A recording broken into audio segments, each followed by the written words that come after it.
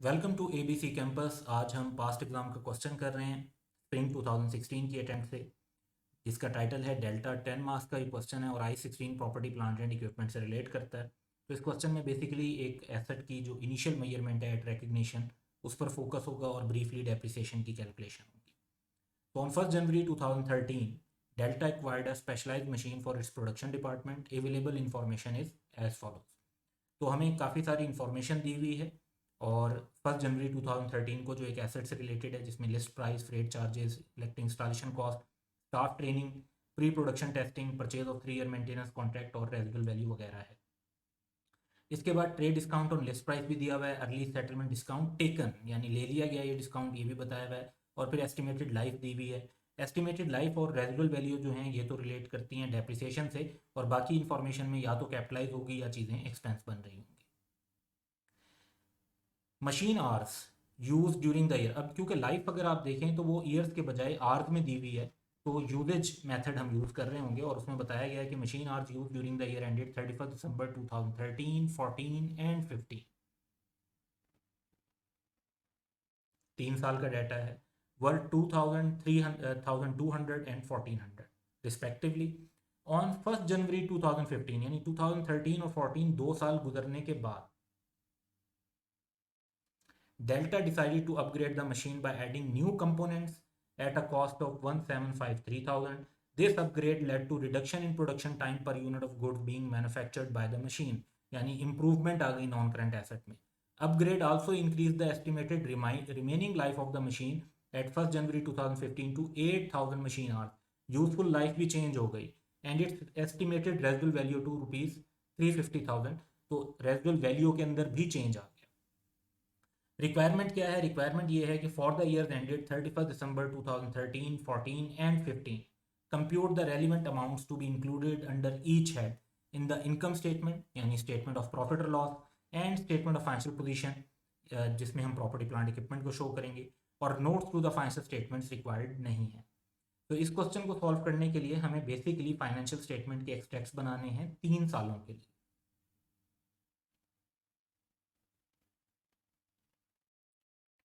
तो इन एक्सट्रैक्ट्स को बनाने की तरफ चलते हैं।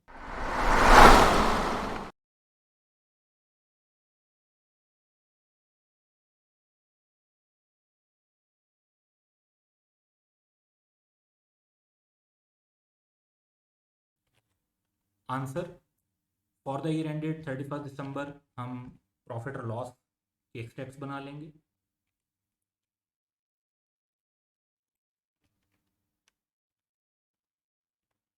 To 2013, 14 and 15। और इसी तरीके से हमें स्टेटमेंट ऑफ फाइनेंशियल पोजीशन के एक्सट्रैक्ट्स भी चाहिए।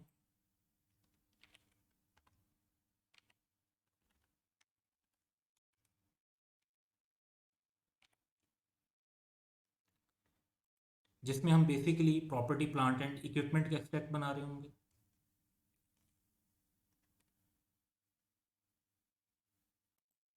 और कैलकुलेशंस ऐसी हैं कि हमें एक वर्किंग भी बनानी पड़ेगी, तो वर्किंग के लिए भी हम एक फॉर्मेट बना लेते हैं। अब सबसे पहले हम क्वेश्चन की कुछ बेसिक इंफॉर्मेशन लेते हैं। तो हमें लिस्ट प्राइस ऑफ मशीन लेनी है, that is 9.2 million.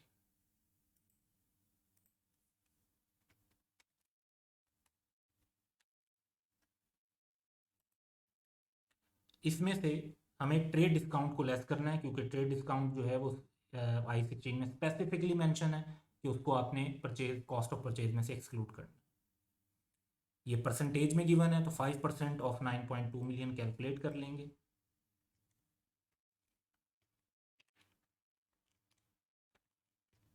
That is 460,000। तो नेट अमाउंट 8,740,000 बच गई। अर्ली सेटलमेंट डिस्काउंट भी लिया गया है, और यहाँ पर हम क्योंकि काफ़ी पुराना सोल्यूशन है इसका सजेस्टेड आंसर्स का, तो उसमें जो है पुरानी ट्रीटमेंट हुई हुई है। सेटलमेंट डिस्काउंट को भी हमने एसेट की कॉस्ट में से लेस करना है, क्योंकि ये अलग से इनकम बनाना इसको लॉजिकल नहीं है। तो ये 3% हम लेस करेंगे, लेकिन अब ये 3% नेट अमाउंट का लेस हो।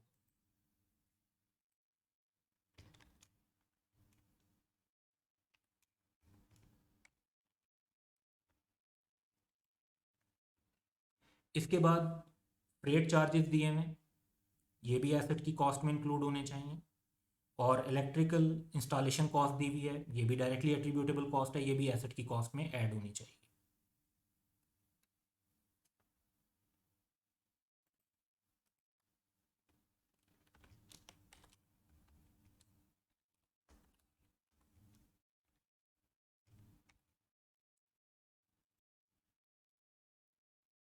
इसके बाद स्टाफ ट्रेनिंग दी हुई है। स्टाफ ट्रेनिंग जो है ये एसेट की कॉस्ट में ऐड नहीं करेंगे,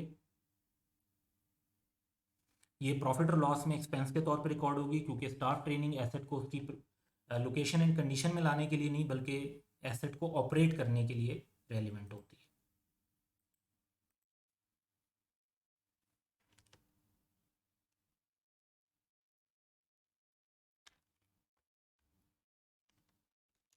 $351,000।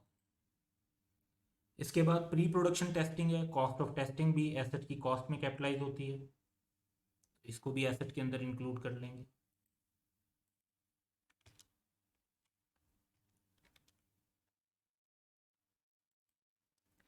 इसके बाद purchase of 3 year maintenance contract है।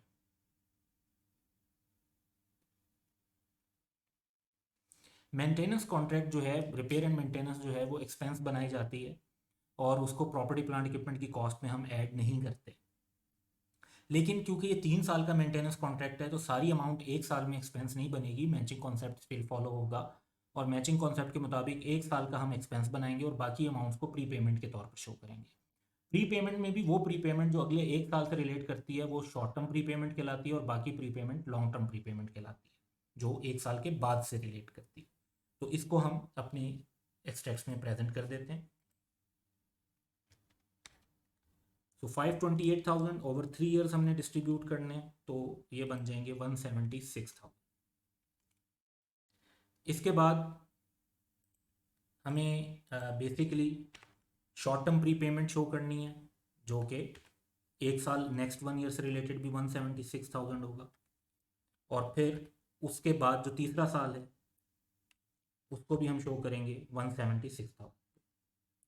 तो इस तरह से हमने रिकॉर्ड अगर आप देखें तो पूरे 528,000 ही कर दिए, लेकिन उसमें से जितना इस साल से रिलेट कर रहा था उसको एक्सपेंस बनाया और बाकी को प्रीपेमेंट के तौर पर शो किया और उस प्रीपेमेंट को भी शॉर्ट टर्म और लॉन्ग टर्म के तौर पे क्लासीफाई कर दिया। अब जैसे ही एक साल और गुजरेगा तो हमारा जो एक्सपेंस 2014 के अंदर भी रिकॉर्ड होगा और जो हमारी लॉन्ग टर्म प्रीपेमेंट थी वो क्लोज होके अब शॉर्ट टर्म प्रीपेमेंट बन जाएगी।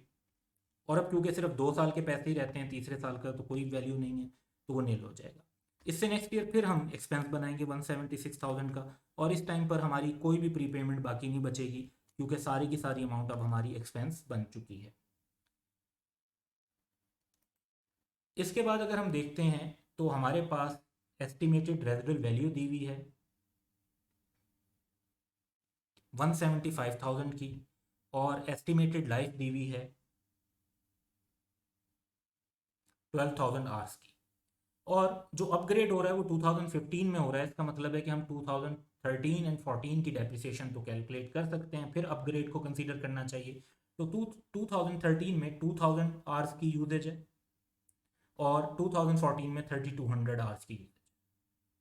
तो इस इंफॉर्मेशन की बेस पर हम अपनी वर्किंग को थोड़ा आगे बढ़ाते हैं।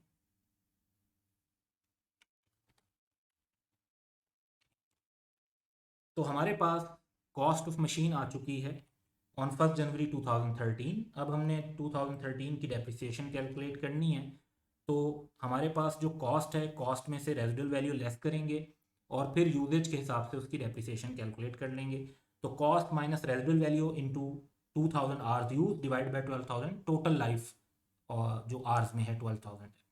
तो हमारे पास इस कैलकुलेशन की बेस पर डेप्रिसिएशन आ जाएगी 1500,633। सेम वे में हम डेप्रिसिएशन 2014 की भी कैलकुलेट कर लेंगे। इसमें सारी कैलकुलेशन बाकी सेम है, सेम ही कॉस्ट है, सेम ही रेजिडुअल वैल्यू है, लेकिन जो आर्स यूज हो रहे हैं वो चेंज है। तो 2000 के बजाय 3200। तो अब अमाउंट डिफरेंट बनेगी डेप्रिसिएशन की, क्योंकि यूजेज डिफरेंट है। 2401,013। तो अब हमारा जो एसेट है वो शो होने लग जाएगा 5277,153 पर, और ये हमारी कैरिंग वैल्यू है ऑन 1 जनवरी 2015, जब अपग्रेड के बारे में बताया। अब अपग्रेड के बारे में जो चीज़ बताई हुई है वो ये है कि इसकी वजह से प्रोडक्शन टाइम में रिडक्शन हुई है, तो इसको कैपिटलाइज करना चाहिए। अमाउंट दी हुई है 1753,000, तो इस अमाउंट को हम कैपिटलाइज कर देंगे।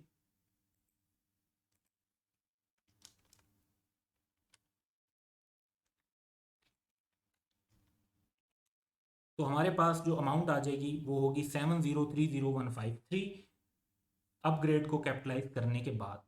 अब इशू आता है कि हमने 2015 की डेप्रिसिएशन चार्ज करनी है। 2015 की डेप्रिसिएशन जब चार्ज होगी तो अब बहुत कुछ बदल चुका है।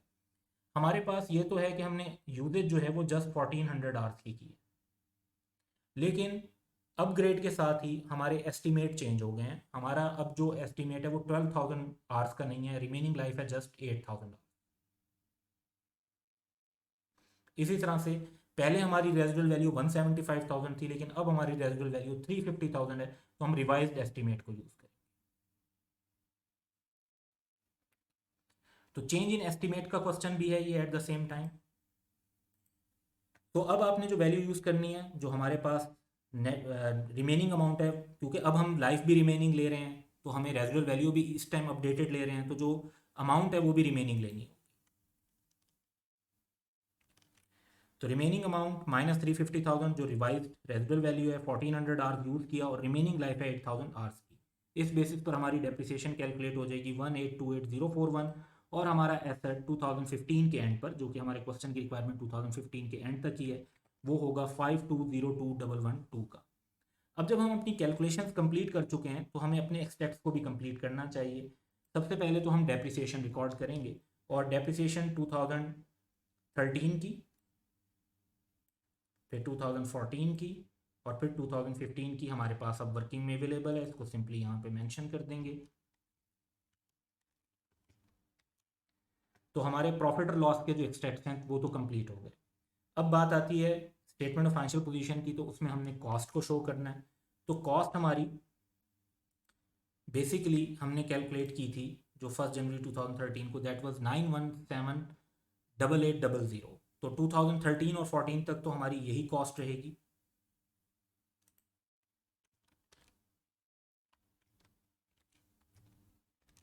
लेकिन फिर 2015 के लिए हमारे एक जो अपग्रेड हुआ है उसकी वजह से कॉस्ट में चेंज आएगा, और इस कॉस्ट के अंदर हम 1753,000 का जो हमारा अपग्रेड था उसको भी शामिल कर दें।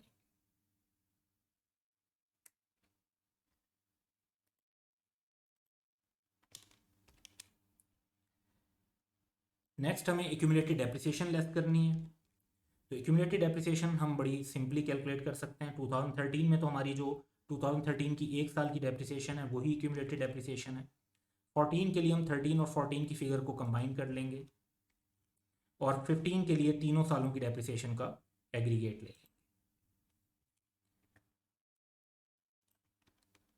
तो इस तरह से हम कैरिंग अमाउंट कैलकुलेट कर सकते हैं। 2013 में हमारे पास आ जाएगी 7678167, देन 52777153, और देन 52021112, जो कि वर्किंग के अंदर भी अगर अब इस फिगर को मैच करें, क्योंकि वर्किंग में हम नेट बेसिस पर लेकर चलें, तो वर्किंग के अंदर भी नेट बेसिस पर भी ये फिगर है, और यहाँ पर हमने क्योंकि कॉस्ट और एक्यूमुलेटेड डेप्रिसिएशन को अलग शो किया तब भी सेम फिगर है।